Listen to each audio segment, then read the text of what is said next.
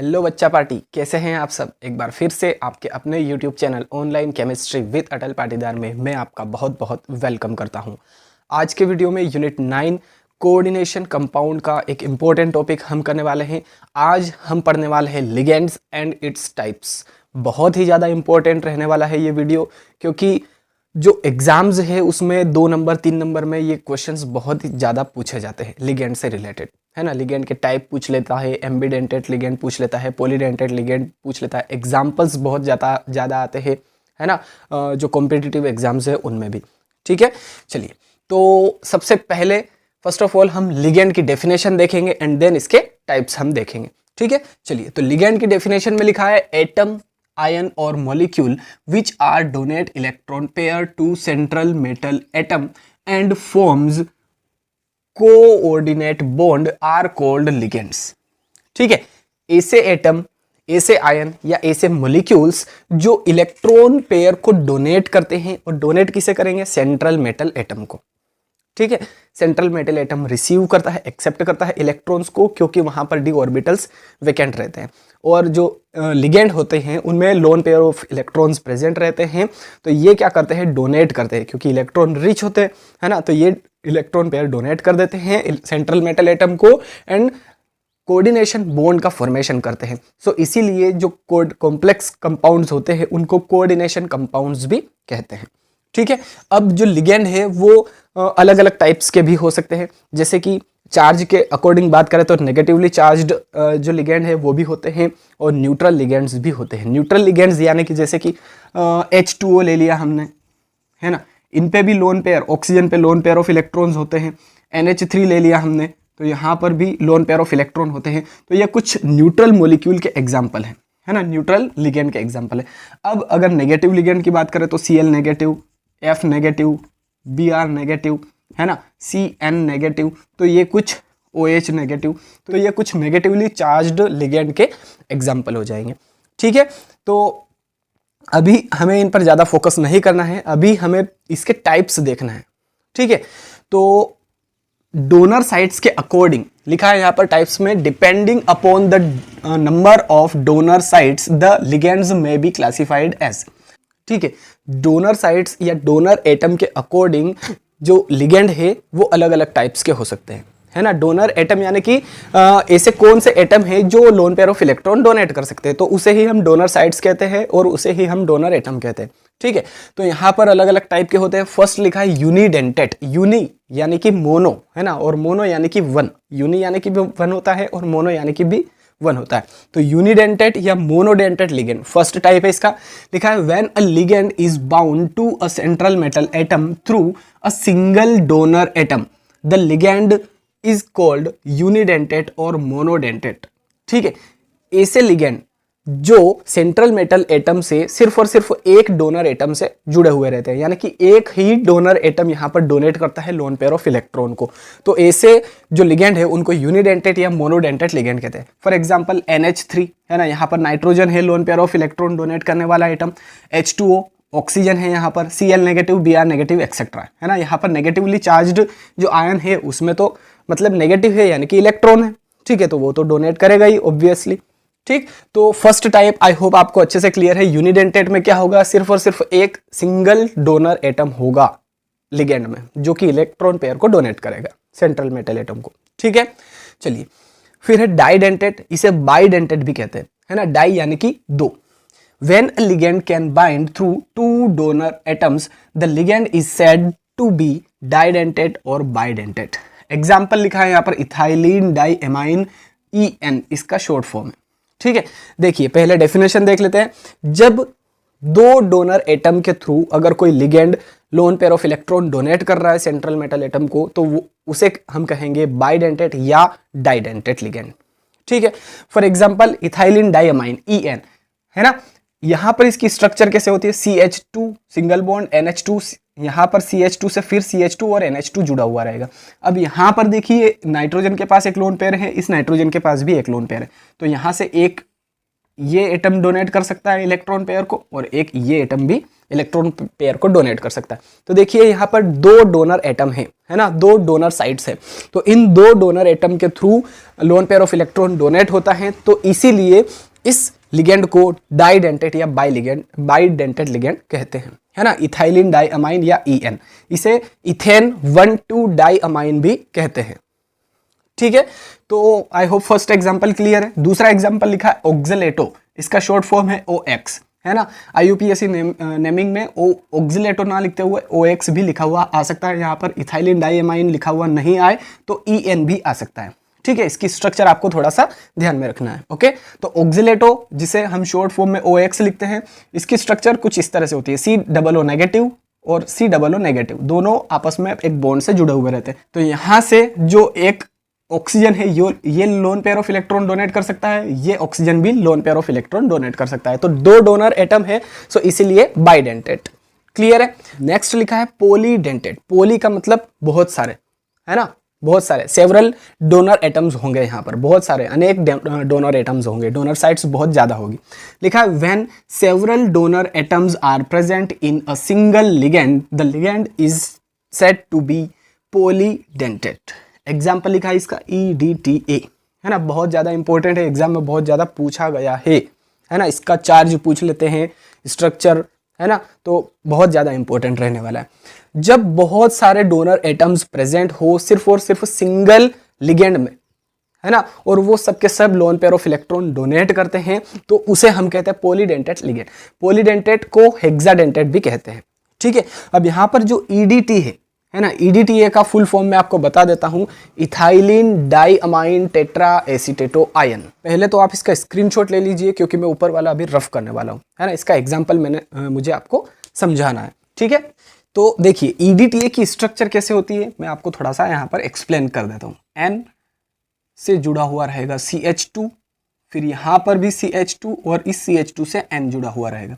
N यानी कि nitrogen पर loan pair of electron present रहता है यहाँ पर। तो इथाइलिन डाइअमाइन हो गया, टेट्रा एसीटेटो, टेट्रा यानी कि 4, और एसीटेटो आयन, है ना। तो एसीटेटो आयन कब बनेगा, कैसे बनेगा, एसिटिक एसिड से बनेगा। ठीक है, चलिए तो एसिटिक एसिड जोड़ देते हैं हम यहाँ पर चारों तरफ से, है ना। देखिए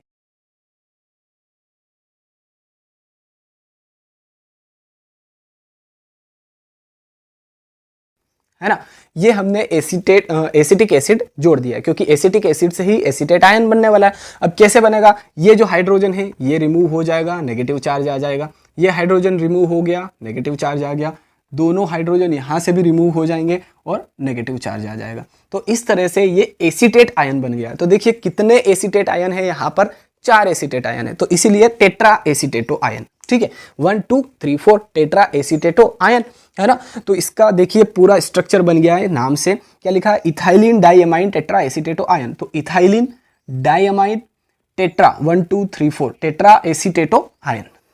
ठीक है, अब हम बढ़ते हैं एम्बिडेंटेट की तरफ। इसमें क्या लिखा है, those ligands which have 2 donor atoms but only 1 donor atom form bond with central metal atom. ठीक है, यहां पर जो लिगेंड होंगे उनके पास 2 डोनर एटम होंगे, बट एक टाइम पर कोई एक ही लिगेंड अपना loan pair of electron donate करके एक कोऑर्डिनेट बॉन्ड बनाएगा सेंट्रल मेटल एटम के साथ में। फिर से रिपीट कर रहा हूं, ध्यान दीजिएगा।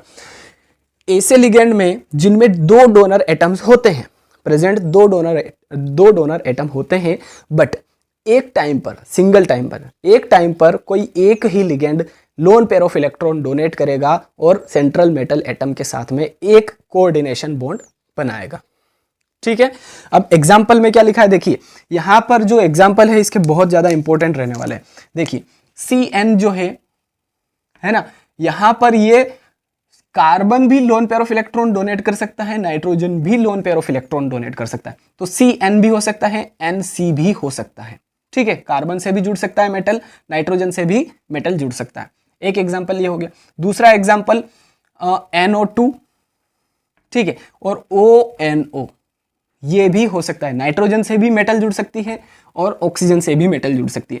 फिर तीसरा एग्जाम्पल है SCN, बहुत ही फेमस एग्जाम्पल है SCN NCS, है ना, SCN NCS, ये भी इसके एग्जाम्पल है। तो यहाँ पर देखिए जो एटम है वो सबके सब सेम है, सल्फर कार्बन नाइट्रोजन यहाँ भी है, यहाँ पर भी तीनों सेम है, यहाँ पर भी तीनों सेम है, यहाँ पर भी दोनों सेम है। बट जो कार्बन है ये भी loan pair of electron donate कर सकता है, नाइट्रोजन भी डोनेट कर सकता है। यहाँ पर इसलिए नाइट्रोजन से भी जुड़ सकता है मेटल, है ना, नाइट्रोजन से भी मेटल जुड़ सकता है और कार्बन से भी मेटल जुड़ सकता है। तो वही मैंने यहाँ पर आपको बताया। देखिए एग्जाम्पल में मेटल से कौन जुड़ा है, कार्बन साइनाइड में, ठीक है।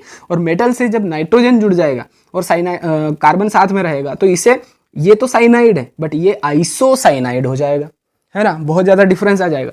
ये मेटल है, इससे NO2 जुड़ा हो तो यहां पर इसका नाम क्या हो जाएगा, नाइट्राइट N, ठीक है, नाइट्राइट N। और यहां पर ऑक्सीजन से जुड़ा हुआ है, नाइट्राइट ये भी है बट नाइट्राइट O है ये, ठीक है। अब यहां पर मेटल है, मेटल से SCN जुड़ा हुआ है यानी कि थायोसाइनाइड। यहां पर मेटल है, मेटल से नाइट्रोजन जुड़ा हुआ है तो इसका नाम हो जाएगा आइसोथायोसाइनाइड, ठीक है।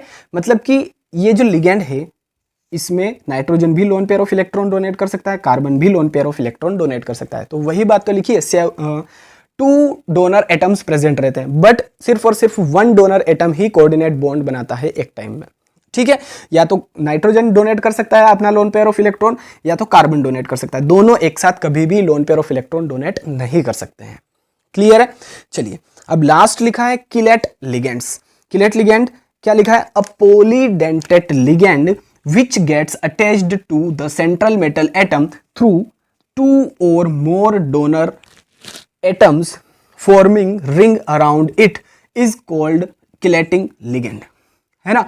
यहां पर जो पॉलीडेंटेट लिगेंड है ना, पॉलीडेंटेट लिगेंड क्या करते हैं, सेंट्रल मेटल एटम के साथ में अटैच हो जाते हैं थ्रू 2 और मोर डोनर एटम्स, है ना, 2 या 2 से ज्यादा डोनर एटम्स के थ्रू सेंट्रल मेटल एटम से अटैच हो जाते हैं और एक रिंग लाइक स्ट्रक्चर का फॉर्मेशन करते हैं। लिखा है फॉर्मिंग रिंग अराउंड इट, है ना, जो सेंट्रल मेटल एटम है उसके अराउंड, उसके चारों तरफ एक रिंग का फॉर्मेशन कर लेते हैं, है ना, एक साइकिल सा बन जाता है, चक्र, है ना। तो एक रिंग का फॉर्मेशन हो जाता है तो उसे ही हम कहते हैं किलेटिंग लिगेंड या किलेट लिगेंड।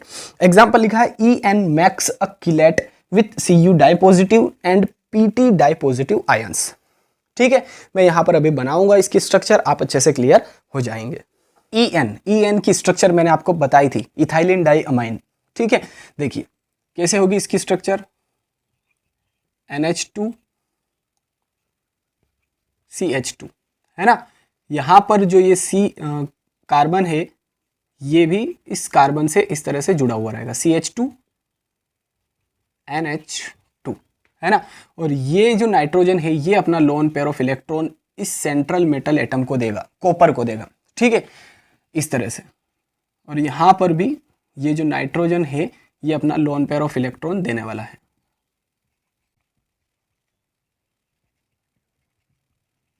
अब इसके ऊपर कितना चार्ज रहने वाला है, +2 चार्ज, ठीक है, +2 या 2+ चार्ज रहने वाला है, ठीक है। तो ये इस तरह से देखिए एक रिंग लाइक स्ट्रक्चर का फॉर्मेशन कर दिया है इस सेंट्रल मेटल के चारों तरफ, है ना। तो एक रिंग लाइक स्ट्रक्चर बन गई है यहाँ पर, सॉरी, कार्बन और कार्बन के बीच में एक सिंगल बॉन्ड आएगा, ठीक है। तो ये इथाइलिन डाई अमाइन था, EN था, है ना, और ये कॉपर था, Cu डाइपॉजिटिव आयन के साथ में जो इथाइलिन डाई अमाइन है उसने रिंग लाइक स्ट्रक्चर का फॉर्मेशन कर लिया है। तो ये किसका एग्जांपल हो जाएगा, किलेट लिगेंड का एग्जांपल हो जाएगा। एक और एग्जांपल हम देखते हैं, इथाइलिन डाई अमाइन फिर से हमें लेना है,